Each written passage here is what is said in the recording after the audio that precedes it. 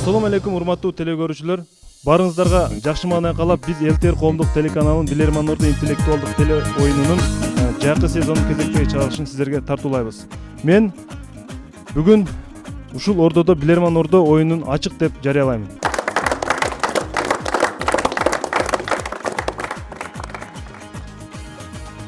Бүгүн биздин Ордого Бакытбек Шабдановдун командасы келип отурат.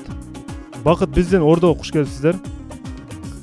Ошондой эле бүгүн биздин Билерман Ордо интеллектуал оюн мүчөлөрүнө дагы биз куш келипсиздер демекчибиз. Ушул жерде турган билермандарга. Бакыт, мына бүгүн сенин кезең келип отурат. Маанайың кандай жана оюнга болгон даярдыктар кандай?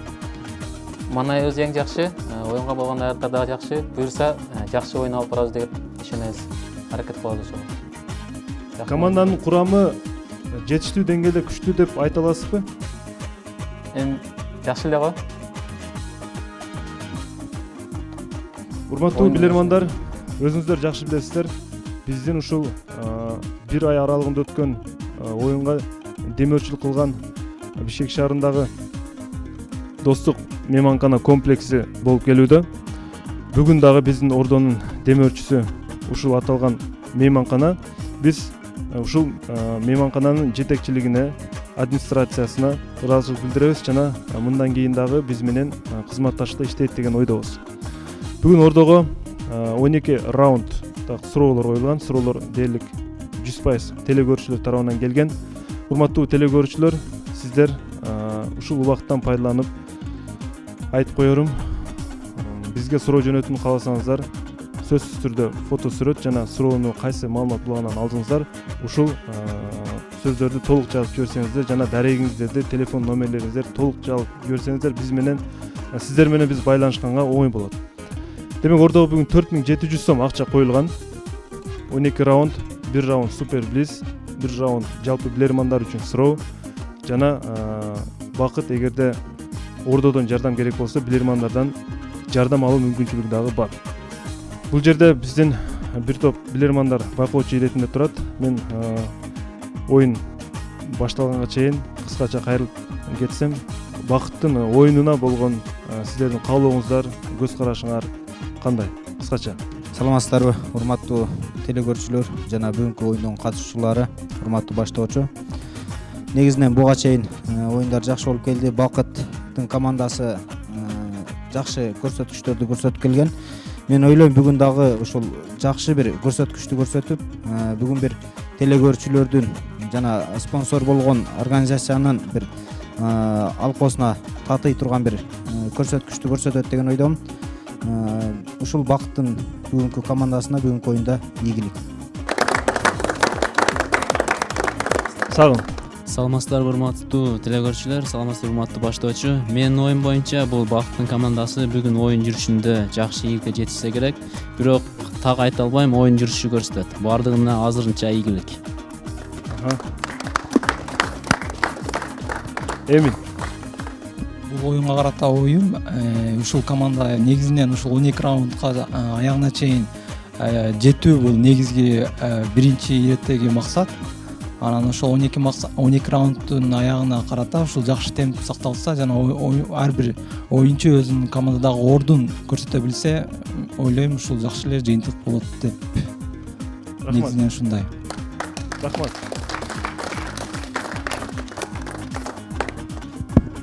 Анда эмесе, урматтуу билермандар, мен бүгүн Ордонун курамы менен тааныштырып койсом. Биринчи билерман Медер Арзыкулов. Экинчи билерман Памирбек Калыев. Үчүнчү билерман Руслан Темирбаев. Төртүнчү билерман Абдымитал Омонов. Бешинчи билерман Артур Абилов. Жана капитан Бакыт Шабданов. Бакыт, оюнга даярсыздарбы? Оюнга даярдык жакшы. Буюрса, жакшы көрсөткүчтөрдү көрсөтөбүз деген ниетте аракет кылабыз. Анда биринчи раунд.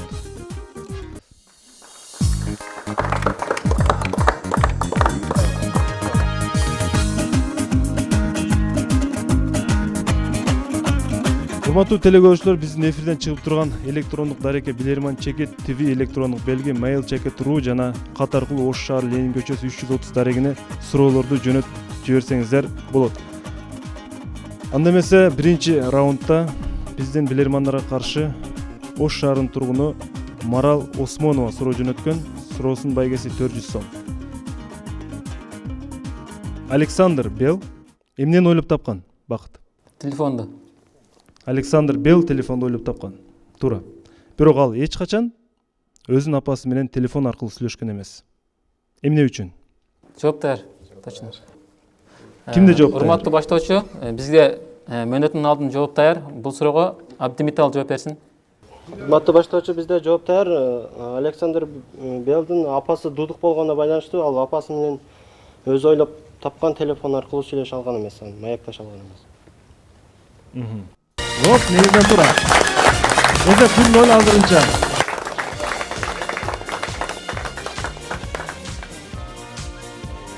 Oyun улантылат, экинчи раунд.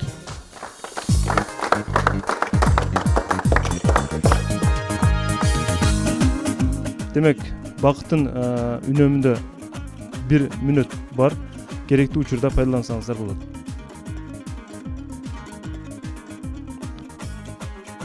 Экинчи раундда сиздерге каршы Ош шаарынын тургуну Арзыбек Чолпонов ойнойт. Суроосунун байгеси 350 сом. Суроону кум коюуга алабыз.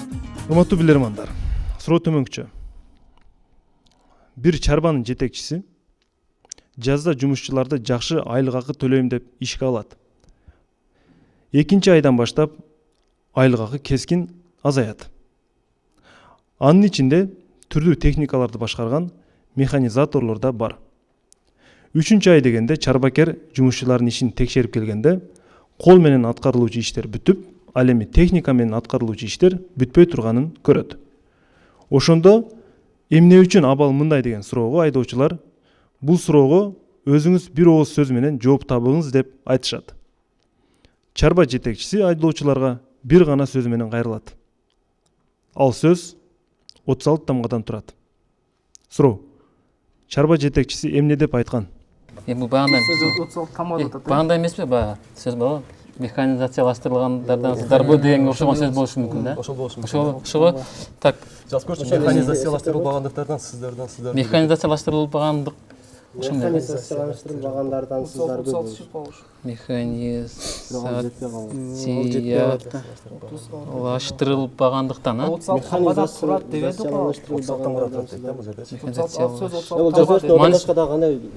Не болушу мүмкүн? Сен жаз.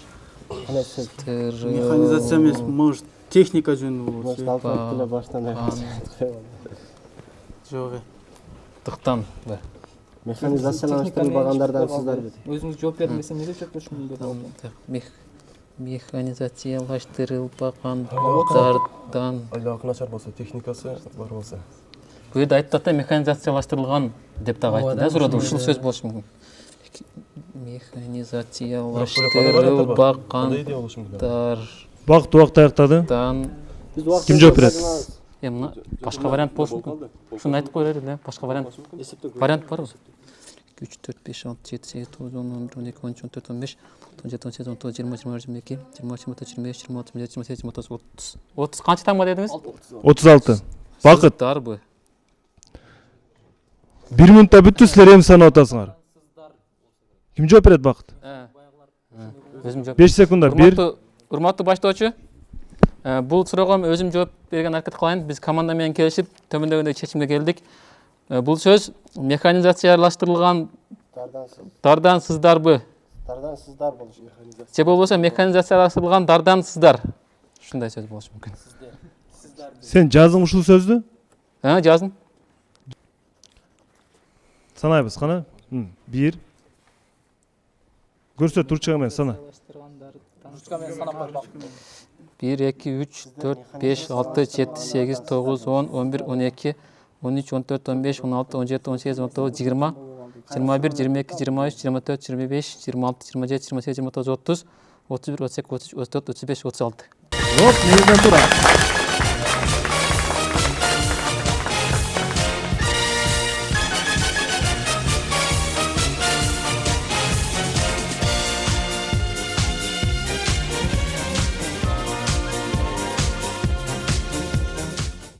3 раунд.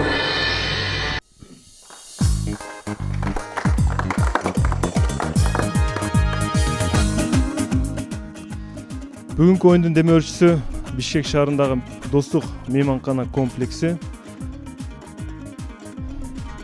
3 раундда сиздерге каршы Каракулча районунун тургуну Динара Бекиева суроо жөнөткөн. Суроосунун байгеси 300 сом. Суроону угабыз. Дүйнөдө жашаган ар бир адамдын банкта бир эсеби бар. Ал эсепке күн сайын $86,400 акча коюлат. Бирок бул акчанын баардыгын кечке чейин кааласаң да каалабасаң да коротушуң керек. Бул акча эртеси күнкү $86,400 кошулбайт. Кызыгы ал акчанын эсеби кечинде сөзсүз нөлгө барабар болот. Бул жерде эмне жөнүндө сөз болуп жатат? Тамак аштыкка кеткен акча Бирок мынчалык көп болушу керек. 86,400 болду. Банкта отурат бул жерде. Каласаң жок болуп кетет атат ошол акча. Ооба. Азыр Памир айтмакчы убакыт болушу мүмкүн. Мисалы, бир күндө 86,400 секундда Жок, 400 чыкпайт да. 400 болот эте. Акча менен бар. Ошо байланышы. Ар бир адамда отурат. Биз деле тиешелик экенбиз. Дүйнөдө ар биздин счетубуз жокпу бирок.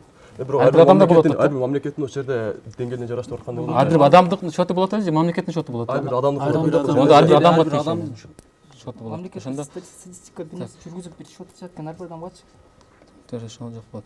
Значит, ар бир адамда болот да. Бул нерсе андан кийин ар бир адам иштеп Биздин каалабасаң да иштелип атат. Чоң пул болот да. 86,400. Бул акча эмес, мында башка нерсе болушу мүмкүн да. Мисалы ошого Доллар түшөт атат ушунча. Доллар эмес. вариант. Менин оюмча убакыт эле болуп калышы мүмкүн. Баягы запас минуттан алайбы. Убакытты. колдонуу керек. Бүтөбүз бул. Убакыт Урматтуу баштоочу, аяктады. биз 1 минутта убактыбызды алабыз запастагы. Кошумча убакыт кетти. Токтогуз. Жок таптым. Бир суткада 24 сааттын ичинде 86,400 минута бар экен. Чыктыңбы? Урматтуу баштоочу, жооп даяр. Жок даяр. Анда ар бири $1 болот. Ким жооп берет? Минутта $1 болот. Ошондо Ким бул жооп берет акча бак? эмес да. 2 күнгө кошулбайт. Бакыт ким жооп берет? Урматтуу баштоочу, биз команда менен келишип, төмөндөгөндөй жыйынга келдик. Биздин суроого Памирбек жооп берсин. 30 секундда үнөмүңөрдө калды. Памирбек. Урматтуу баштоочу, биздин командадан чыккан жооп. Ар бир адам колдонгон $86,400 деген бул бир суткада 86,400 минута.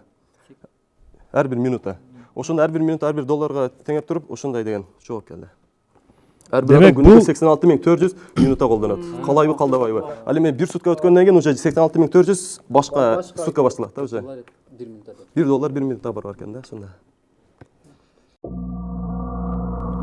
Негизи бул жерде кызыктай абал жаралып калды. Калыс болушубуз керек, албетте. Памирбек мырза, бул жерде 86,400 минут эмес, 86,400 секунда болуш керек эле. Эсеп 2-1 телекөрүүчүлөрдүн пайдасына.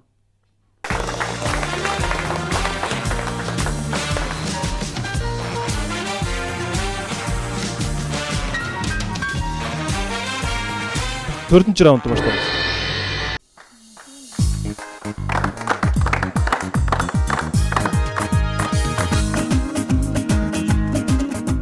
Ошондуктан урматтуу билермандар, мүмкүн болсо так жооп берсеңиздер, анан кийин минутаны үнөмдүү пайдалансаңыздар. 30 секундда сиздердин үнөмүңөрдө бар эле. Балким ошол 30 секунданын ичинде секунданы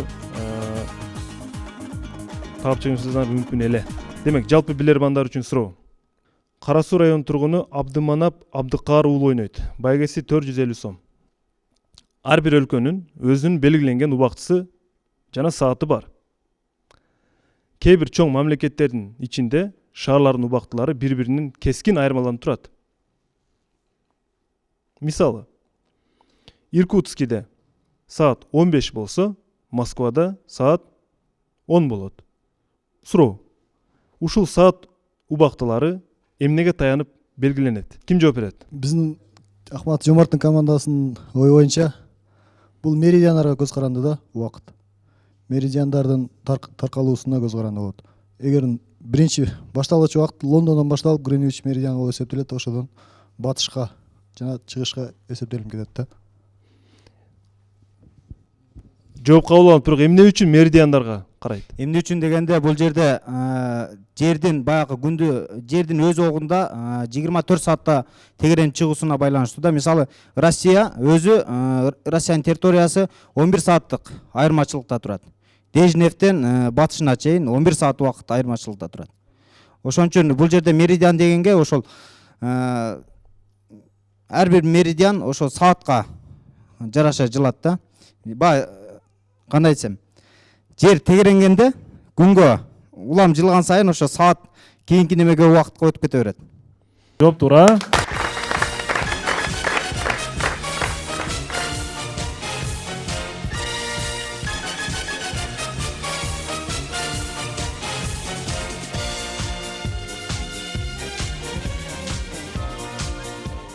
Бешинчи раунд.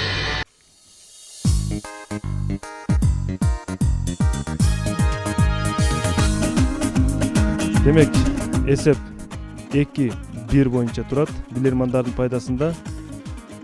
5-чи раундда билермандарга каршы Бишкек шаарынын тургуну Максат Абибилаев ойнойт. Суроосунун байгеси 400 сом. Суроону угабыз. 1982 жылы Испанияда өткөн футбол боюнча дүйнө чемпионатынын финалына Италия менен Германиянын командалары чыккан. Финалда Италия Германияны 3-1 эсебинде уткан.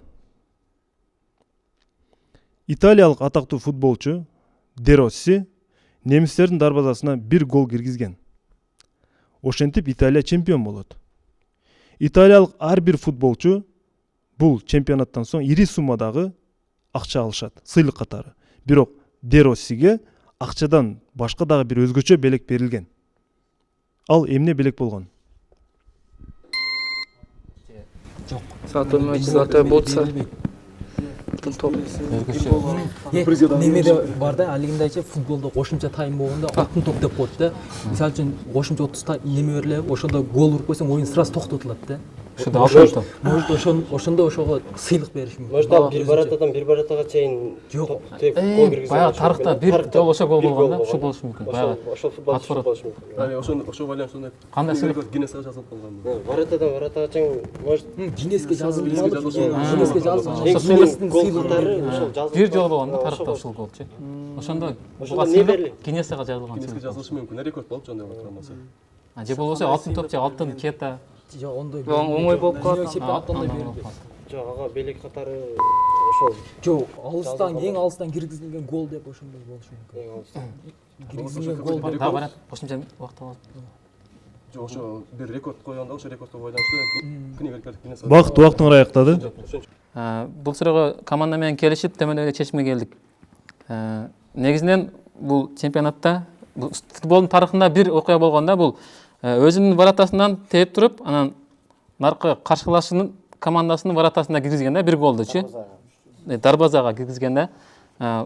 Биздин оюбуз боюнча ошол футболист ушу Белси болсо керек деп ойлойт. Жана бунун сыйлыгы болуп, рекордтор китеби Гиннесте бар, ошого жазылган болушу мүмкүн. Өзгөчө белек демек Гиннестин китеби. Ооба. Жооп кабыл алынат. Бир 1982 жылы Де Росси камакта болгон. Аны камактан алып келишип, футбол талаасында ойнотушкан. Италия чемпион болгондон кийин аны камактан биротоло бошотушкан. Туура жооп ушундай.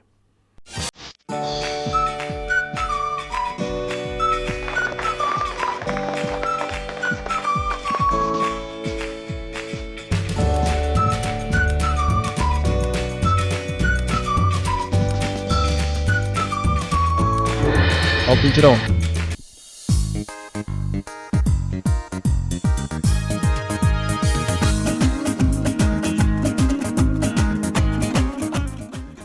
Памирбек, италиялык командалардан кайсы футболчуну өзгөчө баалайсың? Негизинен. Бакыт сенчи? Тоттини. Франческо Тотти. Демек, 6-раундда сиздерге каршы Ош шаарынын тургуну Канышай Ажибекова суроо жөнөткөн, байгеси 400 сом. Суроону кунткой уккула. Белгилүү Кавказ туткуну киносун барыңар көрсөңөр керек. Кайсы каарман сага өзгөчө жагат, Бакыт? Менде мага Никулин. Никулин. Медер сизгечи? А Медер? Витсин екен. Витсин. Памирбек сизгечи? Я. Шурик жагат, главный рөлдө ойнойт. Шурик. Нина эч кимге жакпайбы? Анда суроону угабыз. Белгилүү Кавказ туткуну кинофильмин тартылып бүткөндө СССРдин Маданият министрлигинин комиссиясы текшерүүдөн өткөрүшөт, көркөм кеңеш. Ошондо комиссиянын бардык мүчөлөрү бул фильмди колдоп, кол коюп, бирок министр өзү каршы болуп кол койбой коет. Мындайча айтканда, ал кайрадан оңдоп тартылсын деген. Ошентсе да көпчүлүктүн колдоосу менен бул фильм талдоодон өтүп, элге тартууланган. Суроо, Памирбек. Министрге эмне үчүн бул кино тасма жаккан эмес? Ошондо Нина куткарганда баягы чечинип кийимдерин сыгып кетет. Ошондо баягы уят болуп, баягы купальник. Может, баягы неме болуп туруп, коррупция деген нерсе бар го, баягы неме болуп кой. Государственный ойлорун, холодильник ошол болот. неме калган катарычы баягы акасына. Может, мына бийликти жаман кылып атасың дейт да. Министрдин эмен дайындаган адамы да бар, президенттин властьта биринчи адамы. Бул ушу прямой отчет берет да. Сен иштеген жериңде эмне болуп атат, карабайсың деп кийин буну тыштырат да. Ошого жок. Коррупция башка элдер көргөндөн кийин эстерден бакка түшөт деген. Ал жерде коррупцияны көрсөтүп атат да. Баягы кой берип, мамлекет эсебинен. Расхищение государства. Кандай версия? Дагы варианттар. Дагы кандай эмне болушу мүмкүн? Меники баягы. Жок, баягы немени Ошол жерде эме эмес бекен. Кандай дейсиң? Алиги отура албай коет го. Ал эми просто бул прикол. Бирок ошо прикол болот. Уурдап кеткен жери да ал да. А кыз алып качуу дегендей. Ошону элге таркатып. Уже тема. Убактың аяктады. Же 30 секунддан аласыңарбы? Алабыз. 30 секунд алабыз, урмат баштоочу. Кетти. Жок, баягы кызды Нинаны уурдап кеткенден кийин жыйынтыгы келип атат. Ошол салттар уже эски дегендигенчи. Бул жерде болбошу мүмкүн. Ошо эң основной мен ойчу коррупцияга Коррупция.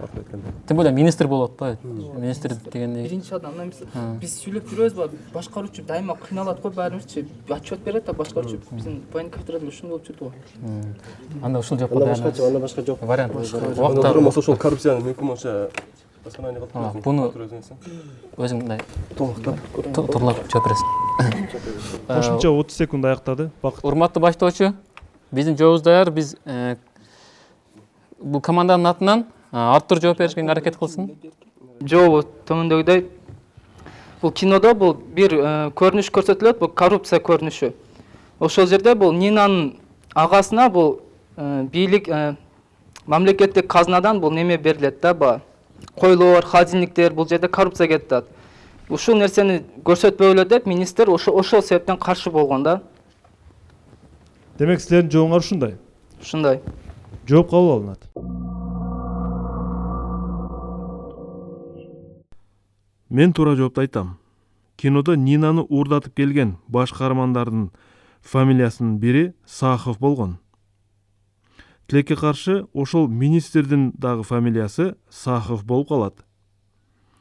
Ал режиссердон фамилияны алмаштырып коюуну талап кылган. Бирок кинофильм тартылып кеч болуп калган эле. Азырынча 3-2.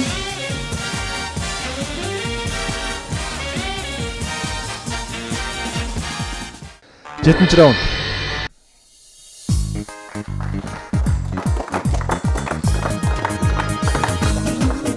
Чамдагы кыздар Бакыт, казынаңыздарда 750 сом өзгөртүүсүз турат. Бүгүнкү оюндун демөөрчүсү Бишкек шаарындагы Достук мейманканасы 7-чи раундда билермандарга каршы Ош шаарынын тургуну Элиза Аблезова ойнойт. Суроосунун байгеси 350 сом. Суроону угабыз. Дүйнөдөгү бардык адамдардын өзүнүн эне тили бар. Эң мыкты тил билген адам көп болсо 15 тилди жакшы билет. Бирок дүйнөдө дагы бир тил бар. Деген менен бул тилди көпчүлүк адамдар тилдердин катарына кошо бербейт. Ал кайсы тил? Акчаны кыла берели убакыт. Ошо дудуктар. Бул дудук да, дудук тили да. Дудук тили да туруп.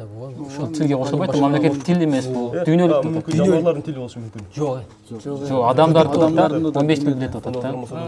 Дудуктар да. Ошондо көп дудук тили деп тил жок да туруп. Дудук тилин баардыгы түшүнө берет да. Түшүнө берет. Анан мисалы биз деле азыр кайсы тилди билесиң дегенде дудук тил ойго келди, бирок дудук деп айткан жокпуз го. Ошо да. Ошон үчүн дагы варианттары болсо айтып коем. Дагы кайсы вариант болушу мүмкүн? Калган тилдер болсо уже официально келет да баардык жактан. Бардыгы ошо 15 тилде болот. Баягы неме Африкада аборигендер. Олар Баары тил да. Баары бири менен байланышат. Тил да ошол, одан башка эскеребиз. Неме кача дедиле? ар бир эне тили болот деп атат го. Канча А тилди мүмкүн билесиң, ал кандай эне жаргондор тили болушу мүмкүн. балдар Күрөчтөр Жаргондор эми баары баары айтат да, балдар. Бул тил эмес да. Кошпой койдучу канча тил билесиң? жаргондор деле баары сөзгө кирип кетип Сен атпайбы осы. английский билем, орусча билем дедиң да, эмне дедиң? Бакыт мырза убакыт аяктады. Билермандар талкууну токтотобуз. Ким жооп берет? Дудук тили. Тилин кошпой койчу дедиңиз адамдар. Сен жооп бересиң. Урматтуу баштоочу, биз команда менен келишип төмөндөгүдөй жоопко даяндык. Биздин оюбузча бул тил дудуктардын тили да. Жест менен, кол менен бири-бирине байланышат. Дудук тили да. Дудуктар бири-бири менен байланышат. Эсеп азырынча 3-3. Жооп туура. Азырынча Бакытбектин командасынын жалпы утушу 1100 сомду түзөт.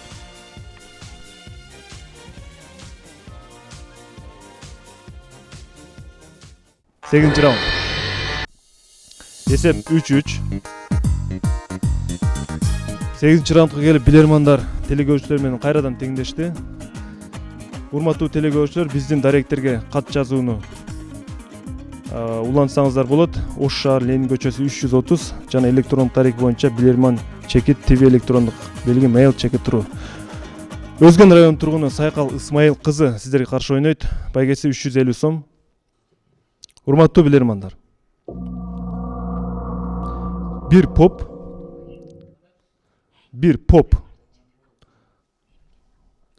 Устаны алтын жалатылган темирден крест жасап берүү үчүн жалдайт. Уста айтылгандай кылып крестти жасап берет. Кресттин ар бир плитасы өтө кымбатка түшкөндүктөн поп күндө келип плиталарды санап турат. Ал төмөндөгүчө санайт. Ассистентим көрсөтүп койтуз. Санаган 1, 2, 3, 4, 5, 6, 7. Демек, бул жагында крест дагы 7 чыгат, үстүнөн дагы 7 чыгат. Ал жагы дагы 5, 6, 7 болуп кетет, нар жагы дагы. Түшүнүктүүбү? Бир күнү аңдып жүргөн уру плиталардын экөөсүн уурдап кетет. Эртеси поп келип, эч кандай айырманы байкабайт. Себеби плиталардын саны мурдагыдай эле 7 болгон. Суроо: уру кайсы плиталарды уурдап кеткен? Минута кетти. Наоборот, Нерде экөө болду. экөө болуш керек да бул жакта турбу? Да, бuyakta экөө, бuyakta бир 3 болуш керек да. 1, 2, 3, 4, 5, 6, 7. Мындай деп түшүнөт ол 7. Бул да 7. Баары жагынан 7 да. Баары жагынан гранач бул жерде. Ошондо так. Эки жактан бирин Ар алып, жерден секинд алып турсаң. Кайсы жагынан алыш? Ар жактан бирин алган болушу мүмкүн эмеспи? экөөнү алган да бул жердечи. Эки плитаны алган болсо. Так. Плитаны алган. Ойлонуп коелу. 7. Мындайдан канча болуш керек экен? 7 бул жактан да 7, бул жактан да 7 болгон. Ошондо экөөнү эле алып койгон да. Ошондой элестетип бер, мындай эсептегенде 7 болуп. Ошондо 7 неме бул жагынан дагы? Бул жакта жок, уже мынаны айтат. Бул разница жок да, баары билинбейт да. Бул плитаны бир эле жармаштырып атат эле кандай. Алып койсо баары крест болуп тура берет да. Бирок экөөнү алып койгон атат да. Бирок алып койгон. Мынаны алып койсоң крест калат да. Жок, бул жерден 7 болду. Анда бул жерде дагы 3 жок болот да. Мынаны алып койсо крест болуп кала берет. Алыстан кырса крест болуп тура берет да. Жок, бул жерден 7 кантип чыгат? Убакыт аяктады. Бакыт мырза. Башка жооп чыга. Ким жооп берет? Бакыт. Биз урматтуу баштоочу жардам сурайбыз. Биз ордодон жардам сурайбыз. 20 секунда кетти.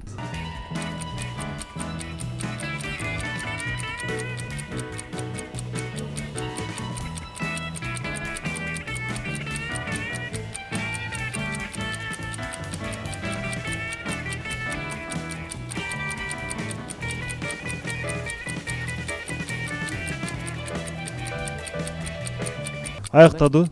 Ордонун жардамы дагы бүттү. Бакыт, кандай болду? Кандай болуп өзгөрдү азыр? Азыр Ошонукан ал ошол жак. Аяны коесуң. мына экөөнү тең алып коет. Ушунда 7 7 болду. 1 2 3 4 5 6 7. 4 5 6 7. ушундай. Демек сиздер ушундай чечимге келдиңиздер. Ооба. Эсеп 4-3. Ордонун жардамы туура.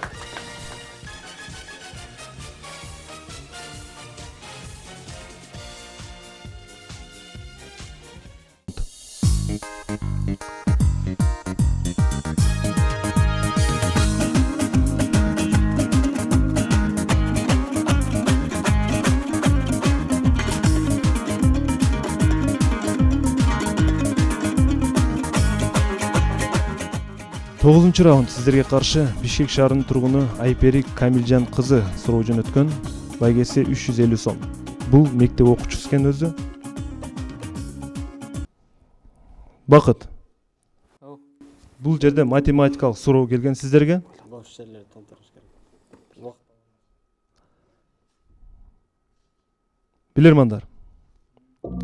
Сиздерге суроо. Биринчи бош клеткага кандайдыр бир санды жазуу керек. Экинчи бош клеткага көбөйтүү, алуу, кошуу жана бөлүү ушул белгилердин бирөөсүн коюш керек. Үчүнчү клеткага дагы бир санды жазганда жообу бир чыгыш керек. Кыскасы мына жер 223 чыгыш керек экен. Ошону караштырыңар. Бир чыгыш керек экен. 223. Мисалы 223тан 76-ны ала койсоң, сразу ошону жазасың. 223тан 76-ны алып койсоң. 8 канча көчсө 76 жаат. 1 8 жерде 8 64 9 147. 72. Ошол жерге жазыш керек. 72 болуп калды. Жазып койдум. Токто жазбай эрге. 47. 147 Жок, 147 эместе. Сен мына жагына Жок, 147. Ушунда артынан эсең тура чыгат. Жазып бер, артыр сен жаза бер. 151 болуш керек экен, 151ден.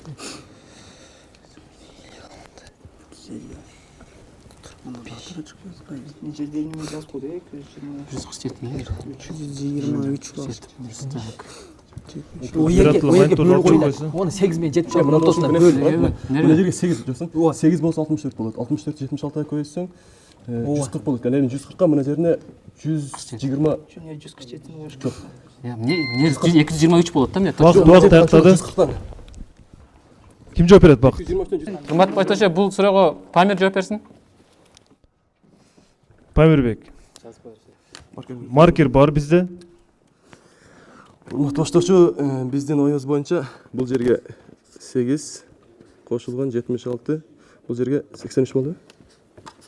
83. Ошондо бир чыгат. Кошу бул жерде кошу кемиртип биринчи андан кийин көбөйтүп. Эсептейбиз. 140. 8 жерде 8 канча?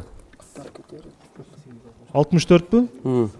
64кө 76-ны кошсок канча болот? 140. Я, 140. 140. 140 83-тү кошо турган болсоң 223 болот. 223тан 222-ни кемсек бир чыгат. Маркер.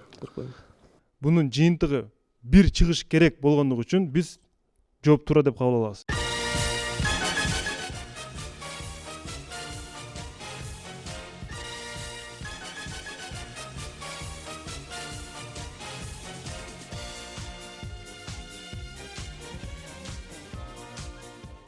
Onuncu rauнд.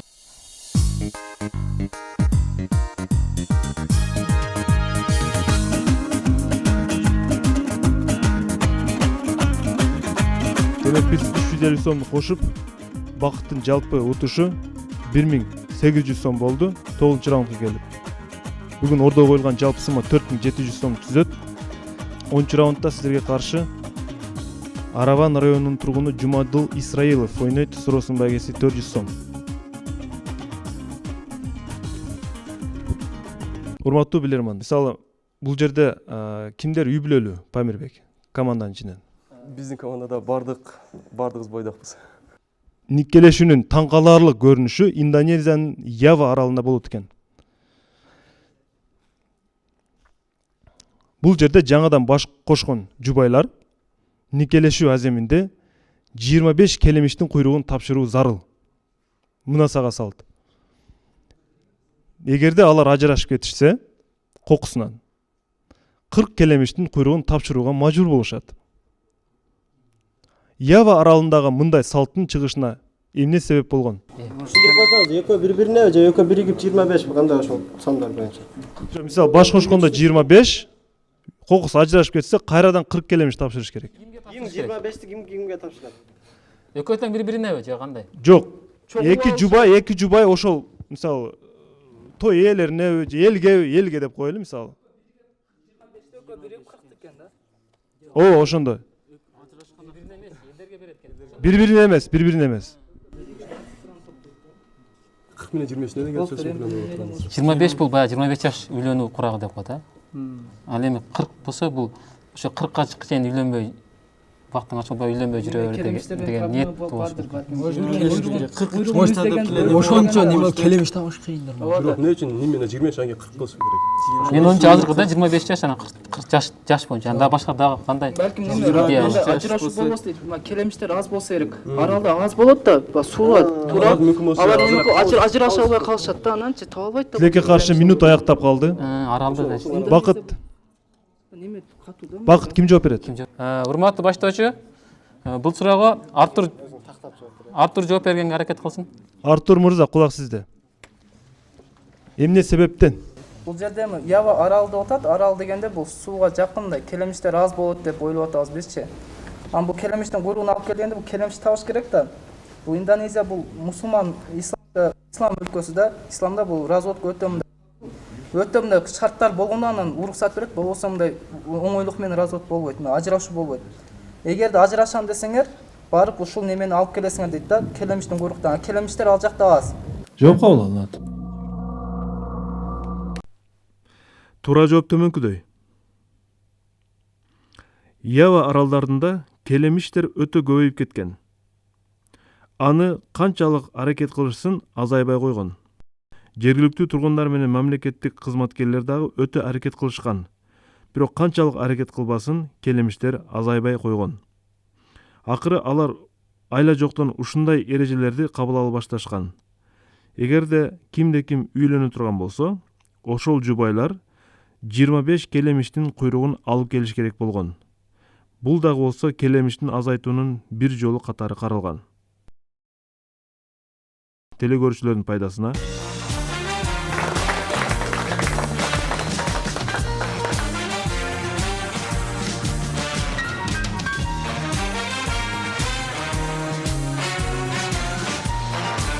On birinci round.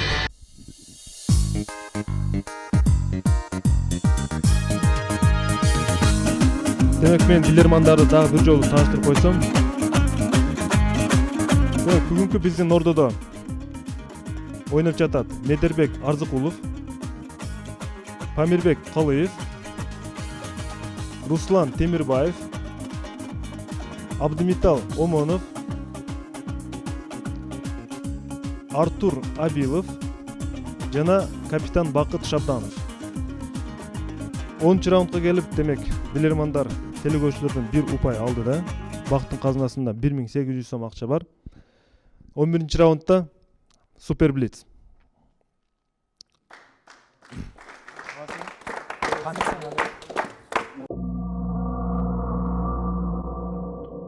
Команда ишенип сизди калтырыптыр. Oyun Super Blitzdin şartını bilesiz. 3 суроо, ар бирине 20 секундадан. Oyunga даярсыз да? Иншалла, даярбыз. Анда баштадык. Демек, биринчи суроо. Бул сөздү толук окусаң, ичине кирип жаткың келет.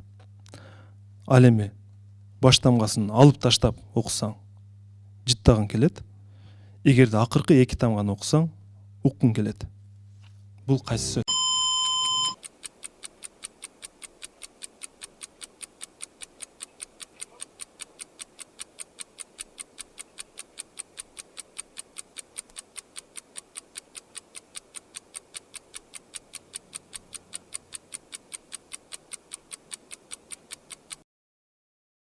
Жооп барбы, жокпу? Жооп жок.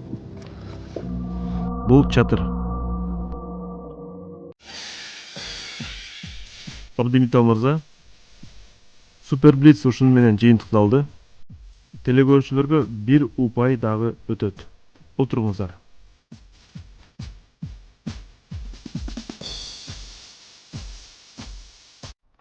Демек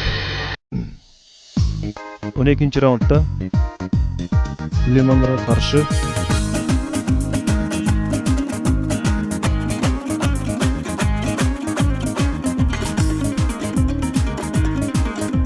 Уш шаарынын тургуну Доронов Айдай ойнойт. Суроосунун байгеси 500 сом.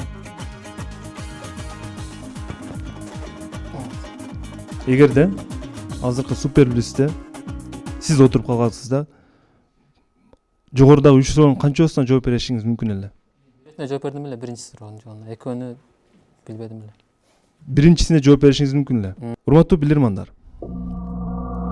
Зоологиялык ийримге же болбосо көптөгөн музейлерге жаныбарлардын скелетин, айрыкча жылан, бака, кескелдирик, торгой, чычкан жана башка ушул сыяктуу кичинекей жаныбарлардын скелетин бүлдүрбөй, сындырбай тазалоо оңойго турбайт. Себеби алардын скелетин музейге бүтүн боюнча коюш керек. Туурабы, Памир? Бул учурда адистер бир ыкманы колдонушат. Ал кандай ыкма?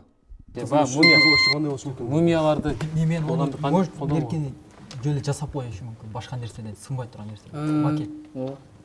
Беркисин оригиналын сактап Бирок коюш. музейлердин көргөн эмесмин, жыландын сөөгүн коюп койгону. Жок, бул жерде жыландар калтырып коюлат. Анан ошолор кийин тазалаганда. Скелетин Тазалаганын кандай методдору бар? Скелеттин тазалаган. Беркиде скелетин сындырып коюш деп атат. Скелетин коюу же денесин коюп Силер методосун оңдотурамыз. Жыландын скелеттеринен көп жасап коюп, бирөөсүн тазалап сындырып калса бөлөнүп кетип коет экен.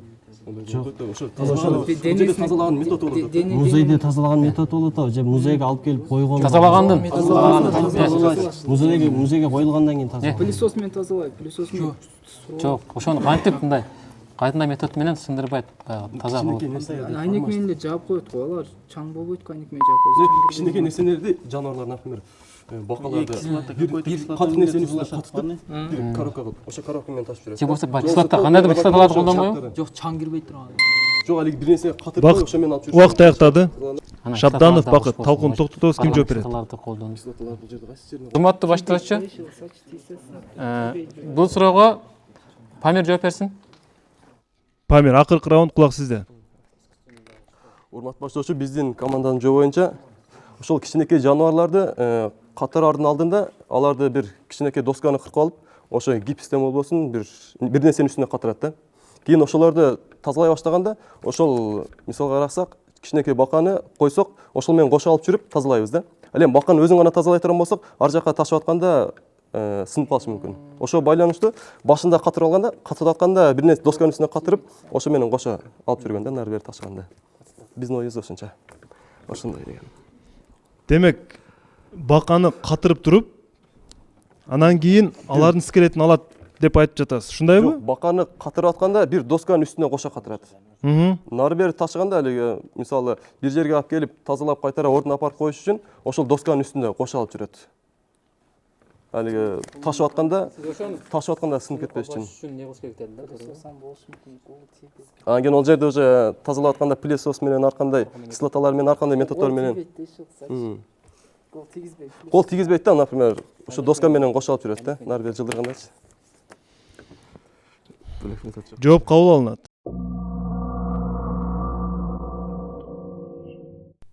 Туура жооп. Жогоруда аталган жаныбарлардын скелеттерин этият кылып алуу үчүн адистер алгач жаныбарлардын терилерин сыйрып алып, кумурскалардын ийине коюшкан. Кумурскалар ал жаныбарлардын скелеттерине тийбестен эттерин гана жеп, скелеттер бүтүн монча калган. Мына ушундай чараны колдонушкан. Мына туура жооп. Эсеп 5-5.